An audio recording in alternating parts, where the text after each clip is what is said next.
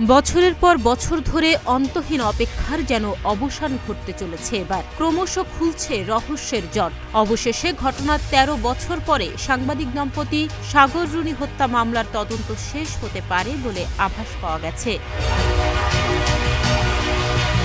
বহুল আলোচিত এই হত্যা মামলা তদন্তে গঠিত উচ্চ ক্ষমতা সম্পন্ন টাস্ক ফোর্স সেই চেষ্টায় চালিয়ে যাচ্ছে। সংশ্লিষ্টদের সূত্রে জানা যায়, আগামী এপ্রিলের মধ্যেই মামলার তদন্ত শেষ হবে বলেও তারা আশা করছেন।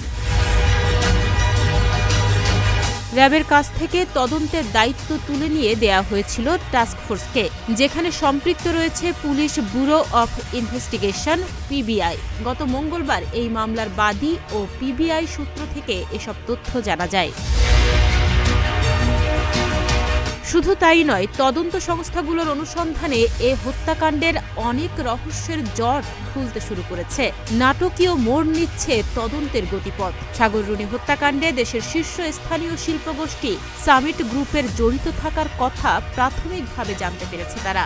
অনেকদিন ধরেই এরকম আশঙ্কার কথা আলোচনায় থাকলেও এবার তা তথ্য প্রমাণ সহ উন্মোচিত হওয়ার পথে। পিবিআই সূত্র জানায়, তদন্ত এতদিন বিশেষ একটা কারণে ভিন্ন পথে ছিল। জট পাকানো কারণে মামলার ফাইল বন্ধই ছিল বলা চলে। মাঠে নেমে তারা সেই জটলা ভেদ করে গন্তব্যে পৌঁছানোর মতো কিছু সূত্র পেয়েছে এবং সেই লক্ষ্যেই এগুচ্ছে। প্রাথমিকভাবে পিবিআই জানতে পেরেছে, বিদ্যুৎ ও জ্বালানি খাতে সামিট গ্রুপের দুর্নীতির নথিপত্র সাগর রুনির হাতে এসে পড়ার কারণে এই প্রতিষ্ঠানের পক্ষ থেকেই এই নৃশংস হত্যাকাণ্ড ঘটানো হয়েছে। এ ব্যাপারে আরও সাক্ষ্য প্রমাণ ও তথ্য উপাত্ত সংগ্রহের কাজও চলছে। নির্ভরযোগ্য সূত্রে জানা গেছে, টাস্ক ফোর্সের তদন্তে এই হত্যাকাণ্ডের নেপথ্যে সামিট গ্রুপের সম্পৃক্ততার কথা বের হয়ে আসছে। তবে আরও নিশ্চিত না হওয়া পর্যন্ত তারা এ ব্যাপারে কিছু বলতে নারাজ। এ বিষয়ের সত্যতা যাচাইয়ে মঙ্গলবার রাতে সামিট গ্রুপের চেয়ারম্যান আজিজ খান এবং জনসংযোগ বিভাগের প্রধানকে কয়েকবার ফোন করা হয়। আজিজ খানের মোবাইল ফোন নম্বরে রিং হওয়ার পর ওপাশ থেকে একজন ফোন ধরলেও পরিচয় জানার পর তিনি আর কোনো কথা বলেননি।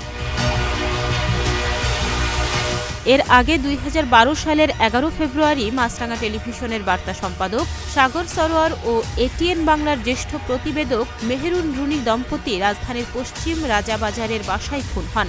গত ৩০ সেপ্টেম্বর এই মামলার তদন্তে উচ্চ ক্ষমতা সম্পন্ন টাস্ক ফোর্স গঠনের নির্দেশ দেন হাইকোর্ট। তদন্ত কাজে অভিজ্ঞ বিভিন্ন বাহিনীর কর্মকর্তাদের নিয়ে টাস্ক ফোর্স গঠন করতে বলা হয় স্বরাষ্ট্র মন্ত্রণালয়কে।